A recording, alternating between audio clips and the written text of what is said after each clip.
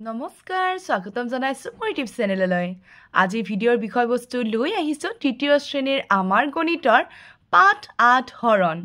এই পাঠটিত যিমানবোৰ প্ৰশ্ন দিয়া আছে আটাইবোৰৰ উত্তৰ সহ ধুনীয়াকৈ আলোচনা কৰা হ'ব আৰু লগতে ছাত্ৰ-ছাত্ৰীক হৰণ কেনেকৈ কৰা হয় আটাইখিনি কথা বুজাই দিবলৈ চেষ্টা কৰা হ'ব যদি এই ভিডিঅ'টো চাই ভাল লাগে তেন্তে লাইক কমেন্ট শেয়াৰ কৰিব আৰু যদি মোৰ চেনেলটোলৈ নতুনকৈ আহিছে তেতিয়াহলে সাবস্ক্ৰাইব কৰিবলৈ নাপাহৰিব এতিয়া আহকচোন পলম নকৰি ভিডিঅ'টো আৰম্ভ কৰো পাঠ ৮ হৰণ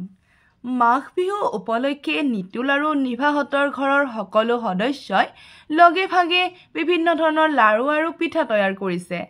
তলৰ ছবিখন চাই কি পিঠা আৰু লাৰু তৈয়াৰ কৰিছে কোৱাচোন এয়া আমি দেখিবলৈ পাইছো এয়া শুকান পিঠা এয়া নাৰিকলৰ লাৰু এয়া সুঙা পিঠা হয় নে এয়া ঢেকিত চাউল খুন্দি আছে এনেকুৱা ধৰণৰ কাম কৰি আছে আৰু লাৰু পিঠা আমি কি দেখিবলৈ পালো এয়া শুকান পিঠা দেখিবলৈ পালো এয়া তিল পিঠা বুলি ধৰিলো এয়া লাৰু তাৰ পিছত এয়া হৈছে সুঙা পিঠা হ'ব এতিয়া আমাক কি দিছে ঠিক সেই সময়ত নিভাৰ লগৰীয়া জ্যোতি আৰু ৰিহান তেওঁলোকৰ ঘৰলৈ আহিল নিভাই তেওঁলোকক খাবলৈ দিবৰ বাবে ৬খন পিঠা আনিলে নিভাই ৬খন পিঠা দুখন থালত সমানে কেনেকৈ থৈছে চাও আহাচোন ইয়াতে ৩খন থৈছে আৰু ইয়াতে ৩খন থৈছে ইয়াতে কিমান হল অল টোটাল ৬খন হল গতিকে পিঠা ৬খন জ্যোতি আৰু ৰিহানৰ মাজত সমানে ভগাই দিলে প্ৰতিগৰাকীয়ে ৩খনকৈ পিঠা খাবলৈ পাব নিভাই পিঠা ভগাই থকাৰ সময়তে ৰাজু আহি তেওঁলোকৰ লগ লাগিল নিভাই সেই পিঠা ৬খনকে তিনিওগৰাকীৰ মাজত ভগাই দিবলৈ ৩খন থালত সমানে ললে এবাৰ কিমান কৈ লৈছে এখনত দুখনকৈ লৈছে হয় নে তেতিয়া ৬খন পিঠা ভগাই দিব পাৰিছে ইয়াতে দিয়া লিখিছে যে এতিয়া ৩খন থালৰ প্ৰতিখনতে কেইখনকৈ পিঠা আছে দুখনকৈ পিঠা আছে যদি দুখন থালিত ৬খন পিঠা ভগাব লাগে তেতিয়াহলে ৩খনকৈ পৰিব আৰু এই পিনে যদি ৩খন থালি পৰে ৬খন পিঠাৰ কাৰণে তেতিয়াহলে কি হ'ব দুখনকৈ পৰিব ঠিক আছে তো ইয়াতে আমি লিখিলো ৩খন থালৰ প্ৰতিখনতে দুখনকৈ পিঠা থাকিব এইবাৰ মাকে নিতুলক লাৰুবোৰ থালত সজাই থবলৈ ক'লে নিতুলে ১৮টা লাৰু দুখন থালত সমানে থলে প্ৰতিখনত কিমানটাকৈ লাৰু থাকিব চোৱাচোন ইয়াত এটা কথা কওঁ আমি যেনেকৈ পূৰণ কৰিবলৈ আমাক যোগৰ অকমান প্ৰয়োজন হয় ঠিক তেনেধৰণে হৰণ কৰিবলৈ আমাক পূৰণৰ প্ৰয়োজন হ'ব এতিয়া আমাক কৈছে যে ১৮টা লাৰু দুখন প্লেটত থব লাগিলে কিমানকৈ থব লাগিব এখনত কিমানকৈ থব লাগিব আমি যদি জানো যে দুখন প্লেট আৰু ইপিনে ১৮টা লাৰু ঠিক আছে ৯ দুগুণ কিমান ১৮ অৰ্থাৎ এখন প্লেটত কেইটাকে থাকিব ৯টাকে থাকিব হয় নে নহয় মই দেখাই দিছো এতিয়া ১ ২ ৩ ৪ ৫ ৬ ৭ ৮ ৯ অৰ্থাৎ ৯ দুগুণ কিমান কলো ১৮ কলো এতিয়া ১৮টা লাৰু হবৰ কাৰণে দুইটো গম পালো আৰু ইয়াতে এখন থালিত কিমান থাকিব লাগিব ৯টাকে অৰ্থাৎ ৯ দুগুণ কিমান ১৮ বুজি পোৱা গৈছে নে হৰণ কৰিবলৈ হলে কিন্তু আমাক কিহৰ সহায় লাগিব পূৰণৰ সহায় লাগিব আৰু সেই কাৰণে আমি পূৰণৰ নেউতা জানিব লাগিব এতিয়া ইয়াতে দিছে দুখন থালৰ প্ৰতিখনতে এতিয়া কেইটাকৈ লাৰু থাকিব ৯টাকৈ ঠিক আছে যদি নিতুলে লাৰু কেইটা ৩খন থালত সমানে থব বিচাৰে তেন্তে প্ৰতিখনত কিমানকৈ থাকিব ভগাই চোৱাচোন এতিয়া কি কৈছে যে ৩খন থালত থব লাগিব ৩খন থালত থব লাগিলে কি হ'ব এতিয়া আমি চাব যাম যে ৩ৰ ভাগত এনেই ১৮ আছে নে নাই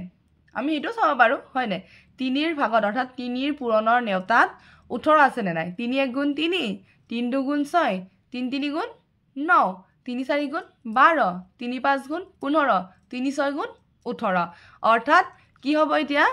এই প্ৰত্যেকখন থালতে অৰ্থাৎ ৩খন থালত কেইটাকে লাৰু থব লাগিব ৬টাকৈ থব লাগিব আৰু যেতিয়া আমি ৬টাকৈ থম তেতিয়া কি হ'ব ১৮ হৈ যাব এতিয়া আমি কৈ দিছো বাৰু ইয়াতে মই দেখাই দিছো ১ ২ ৩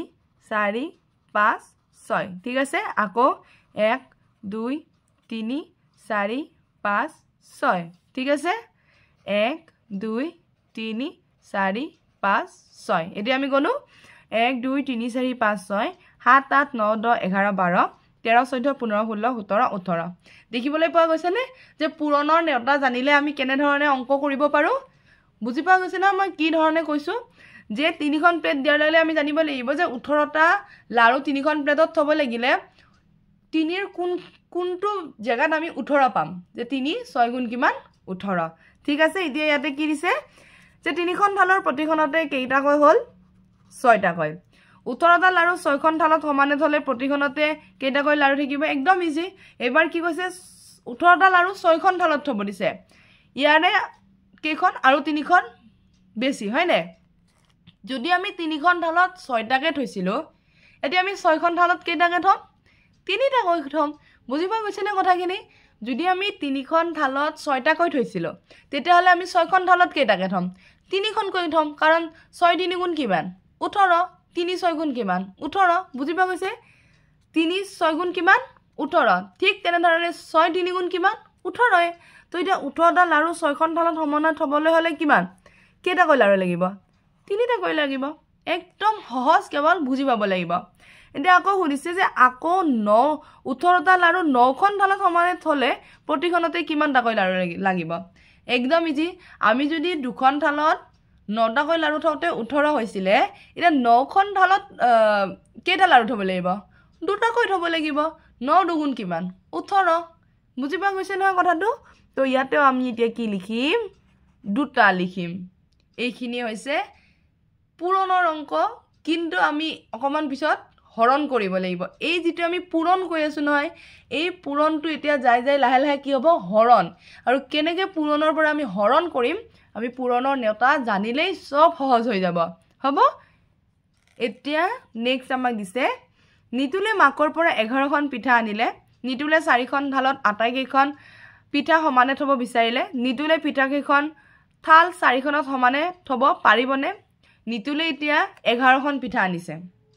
আৰু কেইখন থাল আছে 4খন থাল আছে এটা নিতুলে বাৰু 11খন পিঠা 4খন থালত সমানে থব পাৰিবনে মই এতিয়া এটা কথা কৈ দিছো যে এপিনে যদি আমি চাব যাও 4ৰ ভাগত 11টো কেতিয়াও নাহে হয় নে 4ৰ ভাগত 11 আহে জানো 4 1 গুণ 4 4 2 গুণ 8 4 3 গুণ 12 অৰ্থাৎ 11তকৈ পিছত আমি কি পালো 12 সংখ্যাটো পালো তো 11 সংখ্যাটো 4ৰ ভাগত নাহে অৰ্থাৎ আমি 4খন থালত 11খন পিঠা আমি কি কৰিব নোৱাৰো সমানে ভগাই থব নোৱাৰো এতিয়া হয়তো আমি কি কৰিব লাগিব প্ৰত্যেকতে আমি কি থব লাগিব ইয়াতে আমি যদি তিনিটা থও ইয়াতে তিনিটা থও ইয়াতে তিনিটা থও আৰু ইয়াতে আমি কেইটা থব লাগিব দুটা থব লাগিব বুজি পোৱা গৈছে নে কি কৈছো 11খন পিঠা আছে তো যে 1 2 3 4 5 6 7 8 9 10 11 অৰ্থাৎ এই তিনিখনত আমি কিমানকে থম তিনিখনকৈ থম আৰু ইয়াতে আমি দুখনকৈ থম ঠিক আছে বুজি পোৱা গৈছে আৰু এনেকুৱাও কৰিব পাৰো আমি দুখনকৈ থলেও আমাৰ নহব কাৰণ 4খন থাকিলে নহয় 4 4 গুণ 4 2 গুণ 8 হে হ'ব তো নহব তো মই যেটো কৈছো এটোৱে হ'ব অৰ্থাৎ আমি ইয়াতে তিনিখনকৈ থলো প্ৰত্যেকতে আমি তিনিখনকৈ থলো আৰু ইয়াতে আমি দুখন থলো তেতিয়াই হ'ব অৰ্থাৎ সমানে ভগাব নোৱাৰি ইয়াতে কৈছে যদি নোৱাৰে আৰু কেইখন পিঠা আনিলে 4খন থালত সমানে থব পাৰিম সিম্পল আৰু এখন পিঠা আনিলে আমি কি কৰিব পাৰিম সমানে থব পাৰিম অৰ্থাৎ ইয়াতেও তিনিখন ইয়াতেও তিনিখন ইয়াতেও তিনিখন ইয়াতেও তিনিখন হয় আৰু এখন পিঠাৰ প্ৰয়োজন তো ইয়াতে কি কৈছে যে যদি নোৱাৰে আৰু কেইখন পিঠা আনিলে 4খন থালত সমানে থব পৰা যাব আৰু এখন পিঠা আনিলে বুজি পোৱা গৈছে কথাখিনি এইটোৱে পূৰণৰ নেউতা মই বাৰম্বাৰ কৈ আছো পূৰণৰ নেউতা সকলোৱে মুখস্থ কৰি ৰাখিব লাগিব তেতিয়া হৰণ কৰিবলৈ সহজ হ'ব পূৰণৰ নেউতা যদি মুখস্থ থাকে তেতিয়ালে হৰণ একেবাৰে পানী যেন লাগিব হৰণ বহুত সহজ হয় হৰণ কৰিবলৈ একদম সহজ পদ্ধতিত কিন্তু তাৰ কাৰণে কিন্তু আমি নেউতা মনত ৰাখিব লাগিব পূৰণৰ নেউতা একেবাৰে মনত ৰাখিব লাগিব এতিয়া আমাক দিছে তলত দিয়া বস্তুসমূহ নিৰ্দেশ অনুসৰি গোট সাজি গোটৰ সংখ্যা খালি ঘৰত লিখোৱা হা ইয়াতে মুঠ সংখ্যা দিয়া আছে ইয়াতে মুঠ আম কেইটা আছে হেতু দিছে ইয়াতে 16টা আছে আৰু প্ৰতিটো গোটত দুটাকৈ দিয়া হৈছে অৰ্থাৎ এই দুটাকৈ এনে ধৰণে দিয়া হৈছে আৰু গোট কেইটা ৰখা হৈছে 8টা 1 2 3 4 5 6 7 8 এতিয়া আমাক ইয়াতে দিছে যে 12টা আছে আৰু 12টাক আমাক কেইটাকে ধৰিব দিছে 4টাকৈ এই ধৰণে আমি 4টাকৈ ধৰিব পাৰো এই 4টা এই 4টা আৰু এই 4টা এতিয়া আমি কেইটা গোট ৰাখিলো ইয়াতে 3টা ঠিক তেনে ধৰণে ইয়াতে 20টা দিয়া আছে আৰু ইয়াতে 5টাকৈ ধৰিব দিছে 5টাকৈ ধৰিব দিলে এনেকুৱা ধৰণৰ হ'ব এই 5টা তাৰপিছত এই 5টা তাৰ পিছত এই 5টা আৰু ইপিনে এই 5টা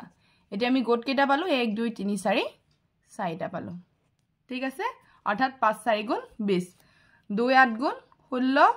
4 3 গুণ 12 5 4 গুণ 20 আৰু এতিয়া আমাক এটা 20টা দিছে আৰু 10টা কৈ ধৰিব দিছে এনেকৈ ধৰি দিও ডাইৰেক্ট এই 10টা আৰু এই 10টা কেইটা পালো আমি দুটা অৰ্থাৎ 10 20 গুণ 10 2 গুণ 20 ঠিক আছে এতিয়া আমাক নেক্সট দিছে চিন্তা কৰি কোৱা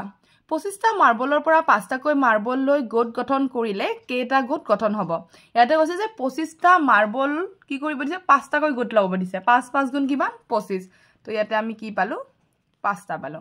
প্ৰতিটো গোটত 6ডাল কৈ পেন্সিল লৈ মুঠ 6টা গোট গঠন কৰিবলৈ কেইডাল পেন্সিল লাগিব 6ডাল কৈ 6টা গোট 6 6 গুণ 36 ঠিক আছে এই ধৰণে আমি পুৰণৰ নেওতা জানিলে সকলোখিনি আমাৰ কাৰণে সহজ হৈ পৰিব এতিয়া নিতুলে সকলোৰে মাজত তেল পিঠা ভগালে 18খন তেল পিঠা 6 গৰাকীৰ মাজত সমানে কেনেদৰে ভগালে চাও আহা ইয়াতে 18খন পিঠা আছে আৰু 6 জনৰ মাজত কেনেকৈ ভগাব আমি সকলোৱে জানো যে কিমান 6 3 গুণ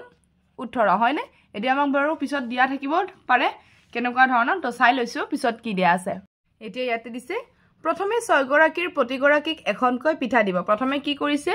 6 গৰাকীকে এখন এখনকৈ দি গৈছে অৰ্থাৎ তেতিয়া কেইখন গল 6খন গুচি গল অৰ্থাৎ মুঠ পিঠাৰ সংখ্যা আছিল কিমান 18 তাৰে প্ৰথম বাৰত ভগালে কিমানখন 6খন ঠিক আছে তো এতিয়া কিমান থাকিল 12 থাকিল আকৌ দ্বিতীয় বাৰত 6 গৰাকীৰ প্ৰতি গৰাকীৰ আৰু এখন এবাৰ এখনৰ পিছত আৰু এখন এখনকৈ দিলে প্ৰতি গৰাকীতে ঠিক আছে তো এতিয়া কেইখনকৈ গল দুখনকৈ গল অৰ্থাৎ 12খন আছিল 12খনৰ পৰা আকৌ যদি আমি 6 কি কৰো বিয়োগ কৰো তেতিয়া হলে কিমান পাম 6 পাম তাৰ পিছত আকৌ গুটে কেইগৰাকী কেইখন কি দিলে এবাৰ আৰু এখন এখনকৈ দি গল অৰ্থাৎ তিনিখন সকলোৰে পৰিল আৰু এখন এখনকৈ দি যোৱাৰ পিছত কেইখন আছিল তেতিয়া 12খন দিয়াৰ পিছত 6খন আছিল আৰু 6খন আৰু এই 6খনো দিয়াৰ পিছত কিমান থাকিল 0 অৰ্থাৎ প্ৰত্যেকৰে ভাগত কিমান বাৰকৈ পৰিলে 3খনকৈ পৰিলে এতিয়া ইয়াতে কি দিছে তৃতীয়বাৰ ভগোৱাৰ পাছত এখনো পিঠা ৰৈ যোৱা নাই আৰু প্ৰতি গৰাকীৰ ভাগত 3খনকৈ পিঠা পৰিব গতিকে 18খন পিঠা 6 গৰাকীৰ মাজত সমানে ভগালে 3বাৰ ভগাব লগা হ'ল অৰ্থাৎ গাইপতি 3খনকৈ দিব লাগিব গতিকে 18 হৰণ 6 কিমান হ'ল 3 নিতুলে ভগোৱাৰ নিচিনাকৈ 18খন পিঠা 9 গৰাকীৰ মাজত সমানে ভগোৱা প্ৰতি গৰাকী কেইখনকৈ পিঠা পাব এটো তোমালোকে নিজে নিজে কৰি চাবা এনেকুৱা ধৰণৰ ভগাব পাৰি নে নাই হয় নাই পাৰি কাৰণ 9 2 গুণ 18 তো কিমানকৈ পৰিব দুখনকৈ পৰিব ঠিক আছে এতিয়া ইয়াতে দিছে বিয়োগফল 0 নোপোৱালৈকে একেটা সংখ্যাই বাৰে বাৰে বিয়োগ কৰো আহা অৰ্থাৎ প্ৰথমে 20ৰ লগত 5 বিয়োগ কৰোতে আমি কিমান পালো 15 আকৌ 15ৰ লগত 5 বিয়োগ কৰোতে আমি কিমান পালো 10 10ৰ লগত 5 বিয়োগ কৰোতে আমি কিমান পালো 5 আকৌ 5ৰ লগত 5 বিয়োগ কৰোতে আমি কিমান পালো 0 অৰ্থাৎ এনে ধৰণে বিয়োগ কৰি কৰি যেতিয়াই আমি 0 পাম তেতিয়াই আমি বিয়োগটো বাদ দিব লাগিব অৰ্থাৎ 0 নোপোৱালৈকে আমাক কি কৰিব দিছে বাৰে বাৰে বিয়োগ কৰি থাকিব দিছে ঠিক তেনে ধৰণে আমাক এইগিটাও দিছে মই গুটেইখিনি ধুনিয়াকৈ এখন বহিত কৰি ৰাখিছো আৰু তাৰ পৰাই দেখাবলৈ চেষ্টা কৰিম এটো আমাক দিছে নিজে কৰা কটো দিছে 24ৰ পৰা 8 গলে 16 হ'ব ঠিক আছে 16ৰ পৰা 8 গলে আকৌ 8 থাকিব আৰু 8ৰ পৰা 8 গলে 0 হ'ব ইয়াতে মই কৰি ৰাখিছো এনে ধৰণে কৰিব লাগিব 24ৰ পৰা 8 গলে 16 হ'ব এবাৰ কৰিলো আকৌ 16ৰ পৰা 8 গলে 8 হ'ব দুবাৰ কৰিলো আকৌ 8ৰ পৰা 8 গলে আমি কি পালো 0 পালো আৰু 0 পোৱাৰ পিছত আমি বিয়োগটো এই দিলো আৰু এতিয়া সকলোৰে মনত প্ৰশ্ন হ'ব পাৰে 24ৰ লগত 8 বিয়োগ কৰিলো 16ৰ লগত কি বিয়োগ কৰিব লাগিব 16ৰ লগত এই সংখ্যাটোৰ লগত যিটো সংখ্যা আমি বিয়োগ কৰিছো সেইগিটা সংখ্যাই আমি বিয়োগ কৰি যাব লাগিব ঠিক আছে যেনে 24ৰ লগত 8 16ৰ লগতো 8 8ৰ লগতো 8 তেতিয়াহে আমি কি পাম উত্তৰটো 0 পাম একে ধৰণে ইয়াতে লিখা গৈছে যে বিয়োগফল 0 পাবলৈ 24ৰ পৰা 8 তিনিবাৰ বিয়োগ কৰিব লাগিব গতিকে 24 হৰণ 8 কিমান হৈছে 3 হৈছে একে ধৰণে খটো আমাক দিছিলে 28ৰ লগত 7 বিয়োগ কৰিলে 21 21ৰ লগত 7 বিয়োগ কৰিলে 14 আকৌ 14ৰ লগত 7 বিয়োগ কৰিলে 7 7ৰ লগত 7 বিয়োগ কৰিলে কিমান হ'ব 0 হ'ব আৰু ইয়াতে লিখা গৈছে যে বিয়োগফল 0 পাবলৈ 28ৰ পৰা 7 4বাৰ বিয়োগ কৰিব লাগিব গতিকে 28 হৰণ 7 কিমান হৈছে 4 হ'ব এনে ধৰণে আমি কৰিব লাগিব এতিয়া আমাক নেক্সট দিছে বাৰে বাৰে বিয়োগ কৰি হৰণ কৰো আহা অৰ্থাৎ এনে ধৰণে প্ৰথমবাৰ দ্বিতীয়বাৰ তৃতীয়বাৰ চতুৰ্থবাৰ পঞ্চমবাৰ এতিয়া আমি এইগিটা কেনে ধৰণে কেইবাৰ কৰিব লাগে এটা আমাক চাব দিছে ইয়াতে মই কৰি ৰাখিছোঁ 12 হৰণ 3 12ক 3ৰে প্ৰথমবাৰ কৰিলোঁ 9 পালোঁ 9ক আকৌ 3ৰে কৰিলোঁ দ্বিতীয়বাৰ তেতিয়া 6 পালোঁ 6ক আৰু 3ৰে কৰিলোঁ তৃতীয়বাৰ তেতিয়া আমি 3 পালোঁ আৰু 3ৰ লগত 3 হৰণ বিয়োগ কৰোঁতে আমি 0 পালোঁ চতুৰ্থবাৰ অৰ্থাৎ আমি কিমান বাৰ গতিকে 12 হৰণ 3 কিমান পালোঁ 4 বাৰ আমি যদি 4 বাৰ বিয়োগ কৰি দিওঁ তেতিয়াহ'লে আমি উত্তৰটো পাই যাওঁ ঠিক আছে একে ধৰণে 15 হৰণ 5 15ক 5ৰে প্ৰথমবাৰ হৰণ কৰোঁ বিয়োগ কৰোঁতে 10 পালোঁ আকৌ 10ৰ পৰা 5 বিয়োগ কৰোঁতে দ্বিতীয়বাৰ 5 পালোঁ আকৌ 5ৰ পৰা 5 বিয়োগ কৰোঁতে তৃতীয়বাৰত আমি 0 পালোঁ তো 15 হৰণ 5 সমান 3 আৰু এইখিনিতে হয়তো মোক কৰবাত হৰণ পোৱা যাব পাৰে যেহেতু আমি হৰণৰ অংক কৈ আছোঁ মোৰ বিয়োগৰ সলনি হৰণ কোৱা যাব পাৰে নাযাবও পাৰে কিন্তু কোৱা যাব পাৰে সেইকাৰণে আগতীয়াকৈ কৈ থলোঁ যে ভুলক্ৰমে মোৰ বিয়োগৰ জেগাত হয়তো হৰণ কোৱা যাব পাৰে সেইকাৰণে কৈছোঁ আপোনালোকে ক্ষমা কৰি দিব এতিয়া আকৌ দিছে নিজে কৰোঁ আহা 10ডাল পেঞ্চিল 5জনৰ মাজত সমানে ভগাই দিলে গাইপতি কেইডালকৈ পাব আমি এইটো হৰণটো যিটো হৰণ দিছে আমাক সেইটো আমি একমবাৰ দ্বিতীয়বাৰ তৃতীয়বাৰ হেনেকেও কৰিব পাৰোঁ অথবা আমি এই ধৰণেও কৰিব পাৰোঁ যি ধৰণে মই কৰি ৰাখিছোঁ ঠিক আছে অৰ্থাৎ আমি এনে ধৰণে হৰণ কৰিব পাৰোঁ এনেকৈ হৰণ কৰিব পাৰোঁ কিন্তু এতিয়ালৈকে যেহেতু আমাক এই হৰণটো শিকোৱা নাই অৰ্থাৎ কিতাপত এতিয়ালৈকে এই পৰ্যন্ত আমাক দিয়া নাই সেয়ে আমি কোনটো নিয়মত কৰিম এইটো নিয়মত কৰিম ঠিক আছে যে 10ডাল পেঞ্চিল 5জনৰ মাজত যদি আমি সমানে ভগাই দিব লাগে তেতিয়াহ'লে গাইপতি কেইডালকৈ পৰিব 2ডালকৈ পৰিব কেনেকৈ 10 হৰণ 5 লিখিলোঁ 10ৰ লগত 5 বিয়োগ কৰোঁতে আমি কিমান পালোঁ 5 প্ৰথমবাৰত আৰু 5ৰ লগত 5 বিয়োগ কৰোঁতে আমি কিমান পালোঁ 0 দ্বিতীয়বাৰত অৰ্থাৎ আমি কেইবাৰ কৰিলোঁ বিয়োগ দুবাৰ কৰিলোঁ সেইকাৰণে আমাৰ উত্তৰ কি হ'ব 2ডালকৈ গাইপতি পাব ঠিক আছে ঠিক তেনেধৰণে 4জনৰ মাজত 16টা মাৰ্বল সমানে ভগাই দিলে গাইপতি কেইটাকৈ পাব এইটো একে ধৰণে মই কৰি ৰাখিছোঁ ইয়াতে 16 হৰণ 4 16 লগত যদি 4 আমি প্ৰথমে বিয়োগ কৰোঁ তেতিয়াহ'লে 12 পাম 12ৰ লগত আকৌ 4 যদি আমি বিয়োগ কৰোঁ তেতিয়াহ'লে আমি 8 পাম দ্বিতীয়বাৰ কৰোঁতে আৰু 8ৰ লগত যদি আমি 4 তৃতীয়বাৰৰ কাৰণে বিয়োগ কৰোঁ তেতিয়াহ'লে আমি 4 পাম আৰু 4ৰ লগত 4 বিয়োগ কৰিলে আমি কিমান পাম 0 পাম অৰ্থাৎ চতুৰ্থবাৰত এতিয়া আমি কি গম পালোঁ যে 4জনৰ মাজত যদি আমি 16টা মাৰ্বল ভগাব লগা হয় তেতিয়াহ'লে আমি কেইটা পাব গাইপতিকৈ 4টাকৈ পাব ঠিক আছে এতিয়া আমাক নেক্সট কি দিছে 30টা লিচু 6জনৰ মাজত সমানে ভগাই দিলে গাইপতি কেইটাকৈ পাব এতিয়া আকৌ আমি 30 হৰণ 6 কৰিম 30ৰ লগত আমি 6 কি কৰোঁ বিয়োগ কৰোঁ প্ৰথমবাৰত তেতিয়া আমি 24 পাম দ্বিতীয়বাৰত আকৌ 24ক 6ৰে হৰণ বিয়োগ কৰিলে 18 পাম আকৌ 18ক 6ৰে তৃতীয়বাৰৰ কাৰণে আমি বিয়োগ কৰিলে 12 পাম আকৌ 12ক যদি আমি চতুৰ্থবাৰৰ কাৰণে 6ৰে বিয়োগ কৰোঁ তেতিয়াহ'লে 6 পাম আৰু পঞ্চমবাৰৰ বাবে আমি যদি 6ক 6ৰে বিয়োগ কৰোঁ তেতিয়াহ'লে আমি কিমান পাম 0 পাম অৰ্থাৎ 30টা লিচু 6জনৰ মাজত সমানে ভগাই দিলে গাইপতি কেইটাকৈ পাব 5টাকৈ পাব এনেধৰণে লিখিব লাগিব মই প্ৰত্যেকখিনিতে লিখিছোঁ তো তেনেধৰণে লিখিব লাগিব সকলোৱে আৰু তেতিয়াহে আমাৰ উত্তৰটো ধুনীয়া শুদ্ধ হৈ যাব ঠিক আছে এনেধৰণে লিখিছিলোঁ যে 10ডাল পেঞ্চিল 5জনৰ মাজত সমানে ভগাই দিলে গাইপতি 2ডালকৈ পাব আৰু ইপিনে এইটো এনেকৈ লিখা হৈছিলে যে 4জনৰ মাজত 16টা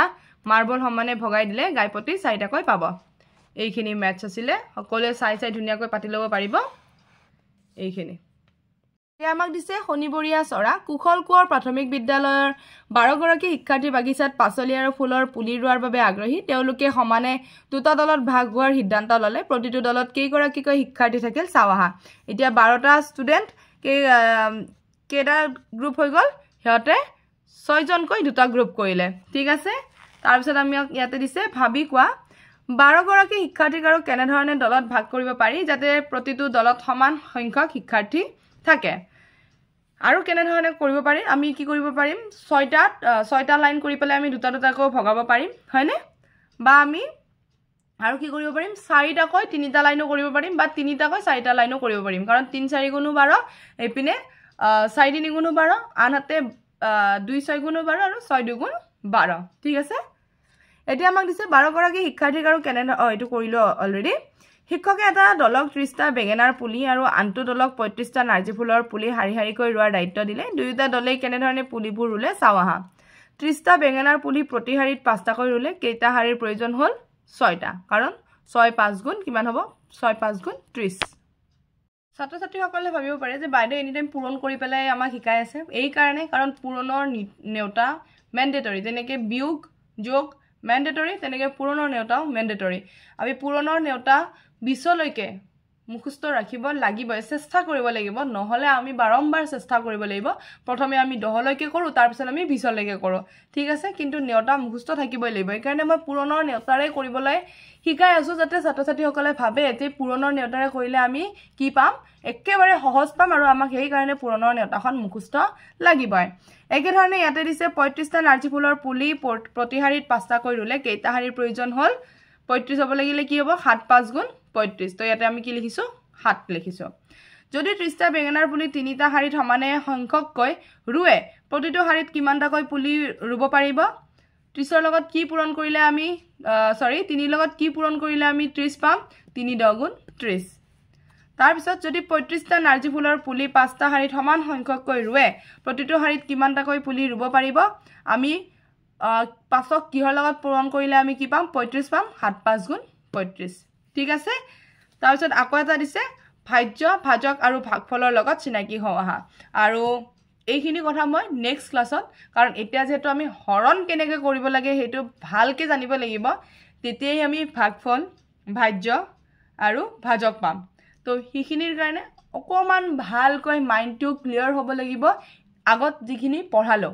ঠিক আছে তো এইটো মই নেক্সট ভিডিঅ'ত আনিবলৈ চাম যাতে ছাত্ৰ-ছাত্ৰীসকলে